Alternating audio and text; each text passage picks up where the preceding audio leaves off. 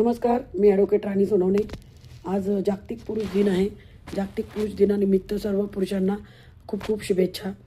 जागतिक पुरुष दिनाच्या निमित्ताने पुरुषांचे काही हक्कावर हा व्हिडिओ बनवलेला आहे। पुरुषांचे पण खूप सारे हक्क व अधिकार आहेत आणि पुरुषांचा महत्त्वाचा जो हक्क आहे की जो महिलांना पण आहे तो म्हणजे पोटगीचा। पुरुषही महिलांकडून पोटगीची केस दाखल करू शकतात आणि पोटगी पुरुषांना पण मिळू शकते।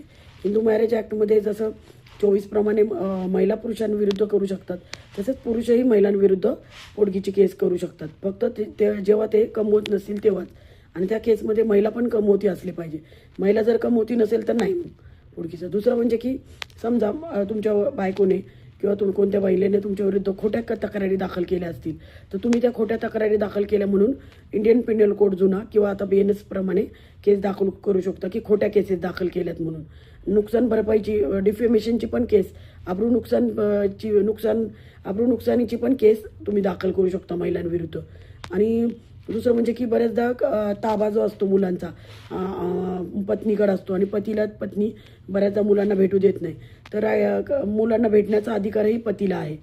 आणि पाचवं म्हणजे की घटस्फोटाची केस जर दाखल करायची असेल तर पुरुषांना पण जेवढी महिलांना कारणं आहेत, ज्या कारणाखाली महिला केस दाखल करू शकतात तेवढीच कारणं पुरुषांना पण आहेत। महिलांना फक्त काही 3-4 कारणं जास्त आहेत, पण इतर सर्व कारणं जी महिलांना ॲप्लिकेबल आहे, जसं की शारीरिक मानसिक छळ करणे, डेझर्शन, 2 वर्षापेक्षा जास्त वेगळं, आणि न बरे होणारे डिझीज किंवा अशा प्रकारचे जे काही असतील, किंवा धर्म बदल केला असेल, संन्यास घेतला असेल, तर या सगळ्या कारणावर पुरुषही घटस्फोटाची केस महिलांविरुद्ध दाखल करू शकतो। 498ची केस दाखल केली तर त्याच्यामध्ये पण लगेच बेल मिळू शकतो आणि अटकपूर्व जामीनही मिळू शकतो। तर असे हे सगळे पुरुषांसाठीचे हक्क व कायदे अधिकार आहेत, ते सगळे माहिती पाहिजे तुम्हाला। Thank you, bye.